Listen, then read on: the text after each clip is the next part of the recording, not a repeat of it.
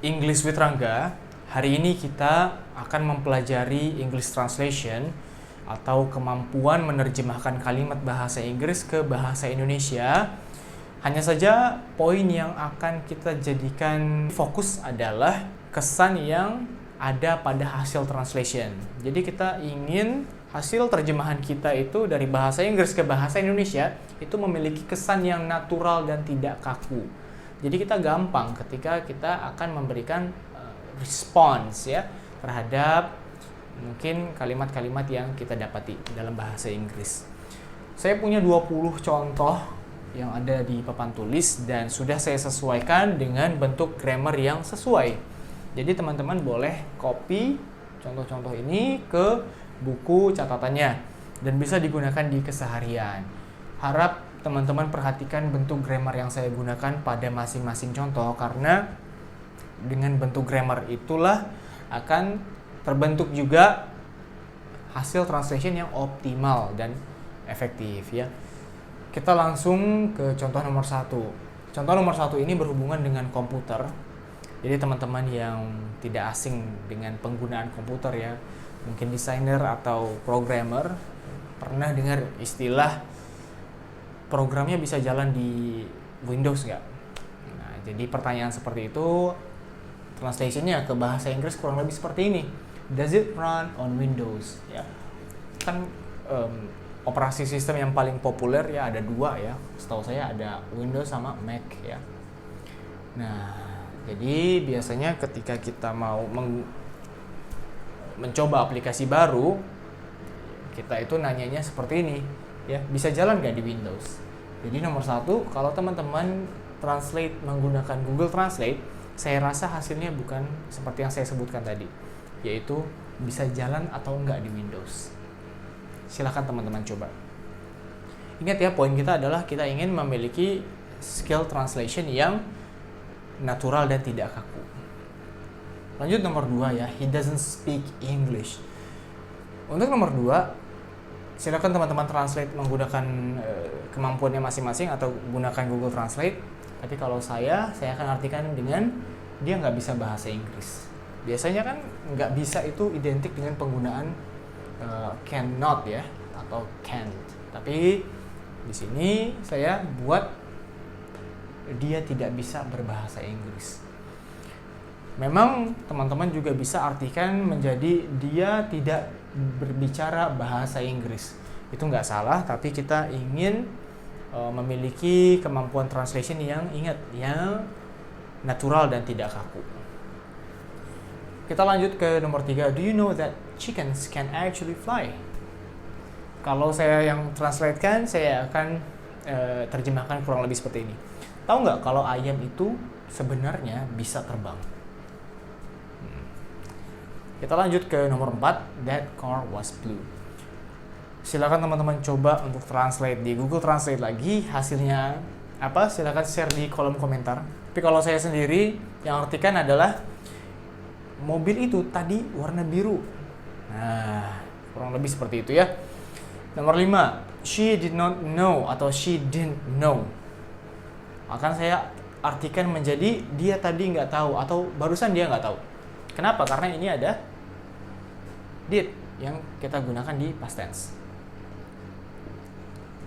Oke? Nah, yang kalau nomor 5 ini saya buat dia tadi tidak tahu, maka nomor 6-nya ini saya akan artikan menjadi dia sekarang udah tahu. Dia sekarang sudah tahu. Ya, ini adalah present. Keadaan yang sedang berlaku sekarang. Lanjut lagi nomor 7. Where will you go? Kamu mau kemana? Seringkali dalam bahasa Indonesia kita itu menggunakan kata mau. Ya, mau. Nah, salahnya kita menggunakan mau ini untuk apa? Untuk ingin ya, untuk akan ya, untuk bakalan juga. Seringnya kita menggunakan mau untuk menggantikan 3 kata ini. Mau makan, padahal kita mau tadinya bilang saya ingin makan. bakalan makan atau akan makan, kita juga ganti dengan mau, ya. Ya nggak, gitu nggak teman-teman kira-kira? Nah, jadi dalam bahasa Inggris, will ini ya adalah akan sebenarnya. Tapi kalau teman-teman mau santai mengartikannya ya, tinggal tanya aja mau kemana? Where will you go? Mau kemana? Itu adalah hasil translation yang santai dan tepat. Nomor 8, I will tell her. Saya bakalan kasih tahu dia. Akan saya beritahu dia. Itu juga bisa. Ini ada will ya untuk future. I knew it. Nah, kira-kira teman-teman kalau translate nomor 9 nih apa hasilnya nih? I knew it. Saya tadi udah tahu. Nah, padahal ini bisa ditranslate menjadi sudah saya duga. Ini teman-teman yang dugaannya selalu benar, mungkin harus belajar menggunakan kalimat ini. I knew it. Sudah saya duga. Sorry ya, saya harus ngecek ini ngerekam atau enggak HP saya. Karena ya memorinya kecil. Nomor 10, were they your students? Ini ada were. Ya, were ini adalah pengganti are. Kalau are untuk present, ya. Tapi kalau were ini untuk past tense. Dulu mereka murid kamu ya. Kurang lebih seperti itu artinya ya. Jadi ini dulu. Nah, ingat kita mau santai ketika kita menerjemahkan sebuah kalimat. Nah, ini adalah kalimat tanya. Dulu mereka murid-murid kamu ya. Nah, kalau are ya, silakan teman-teman artikan sendiri. Nomor 17, what do you do? Ini adalah kalimat tanya ketika kita ingin mengetahui seseorang itu kerjanya apa. Jadi, kalau saya sendiri ya, menerjemahkan nomor 17 ini, ya kamu kerjanya apa? Ya kesehariannya ngapain? Ya pakai ini, what do you do? Kalau teman-teman translate menggunakan Google Translate, kira-kira ya mungkin hasilnya apa yang kamu lakukan. Cuma itu aja. Ya, padahal hasil translation-nya bisa menjadi kamu kerja apa, yang pertama ya, dan yang kedua adalah kesehariannya kamu ngapain. Itu dia. Teman-teman tinggal jawab aja ya. Saya seorang desainer, ya, saya seorang arsitek, saya seorang dokter, tinggal disebutkan profesinya aja. 18, it's been raining.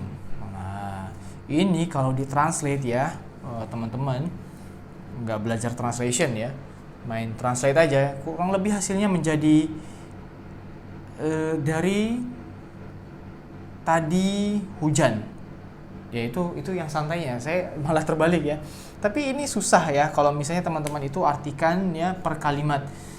Dan hasil yang santainya yang saya sebutkan tadi sebenarnya ya, dari tadi hujan, selesai. Dari tadi hujan non-stop dan tidak berhenti, kurang lebih seperti itu. Saya malah nggak bisa mikirin versi yang rumitnya ini, versi yang kakunya saya nggak bisa kepikiran. Jadi sorry ya untuk yang satu itu.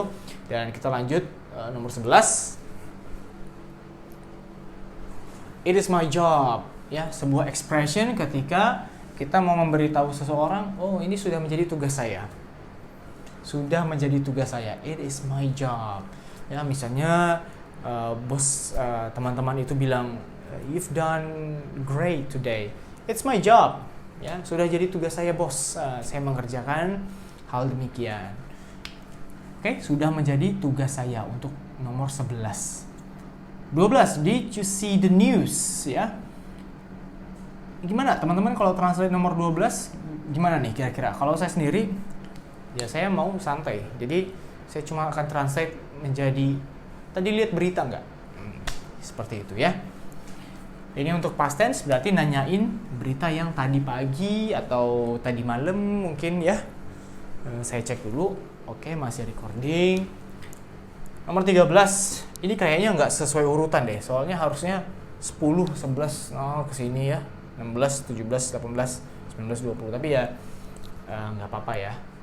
Kita lanjutin aja ya. 13. I don't know much about chemistry. Gimana kalau ada much di sini? Ya, tinggal kita tambahkan aja banyak ya. Saya nggak tahu banyak soal chemistry. Ya, saya nggak ahli tentang chemistry, juga boleh teman-teman artikan dengan sesantuy itu. 14. They will not eat here. mereka nggak akan makan di sini. Ya, mereka nggak akan makan di sini. Sometimes memang ada keadaan di mana hasil translation itu terdengar kaku atau terdengar ini kayaknya aneh deh, tapi memang seperti itu dan nggak bisa dipaksakan untuk menjadi hasil terjemahan yang santai. 15, the house was mine. Itu rumah saya dulu. Itu rumah saya dulu. Atau itu rumah punya saya dulu. Ingat ya, ada was, berarti teman-teman boleh tambahkan dulu. Biar nggak ribet. Karena was ini untuk past tense.